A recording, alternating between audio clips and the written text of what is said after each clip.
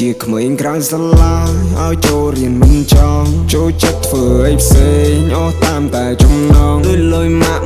$1ដាក់ណែតបាន3តង់ជីវិតវ័យកុមារអស់ហើហើយត្រឹមកង់ដល់ម៉ោងចូលផ្ទះស្បែកជើងក៏មិនមានការបោកខ្ញុំក៏បានយ៉ាងម៉េចហើយអ្នករៀនមកខ្ញុំភ័យស្រន់ស្លាដូចប៉ូលីសដេញចាប់ចោលគ្រូសាឈោមកសាលាគ្រូថាខ្ញុំអត់មកអវត្តមាន2-3ថ្ងៃស៊ីអស់2-3ដៃម៉ាក់រត់ចូលមកខាត់ប៉ាប្រាប់ថាកុំអីខ្ញុំយំស្ទើរសន្លប់ភាំងប៉ុនអស់ស្មារតីពេលនោះខ្ញុំពិតឈឺមិនមែនព្រោះគាត់វាយ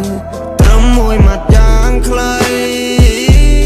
ម៉ាក់បាខំណាស់រាល់ថ្ងៃឯងជាកូនបងអនាគតត្រូវមើលផងម៉ាក់បាចូលឲ្យចំណាស់គ្មានពេលយូរទេកូនរាប់ឆ្នាំរាប់ខែបានខ្ញុំកាយ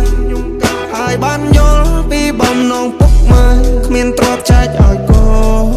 មានតែចំណេះចង់ឃើញកូនពងខ្ពស់លើមុខមាត់អ្នកផ្ទះដល់ពេលហើយ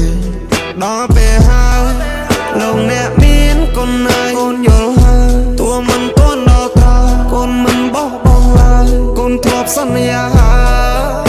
មិនអើយលោកអស់សង្ឃឹមទេ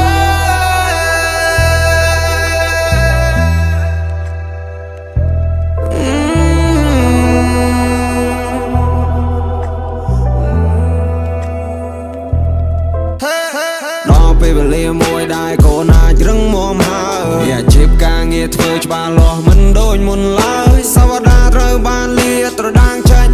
មានមុខមានមាត់មានកេរ្តិ៍ឈ្មោះយ៉ាងពេញលេញជីវិតក្រៅសាលាតែមិនបរាជ័យចាឆ្ងាយពីគ្រួសារស្វែងយល់អត្ថន័យពីមុនយើងលំបាកពេលនោះយើងតោកយ៉ាអត់មានថ្ងៃសម្រាប់ថ្ងៃរត់តែប្រា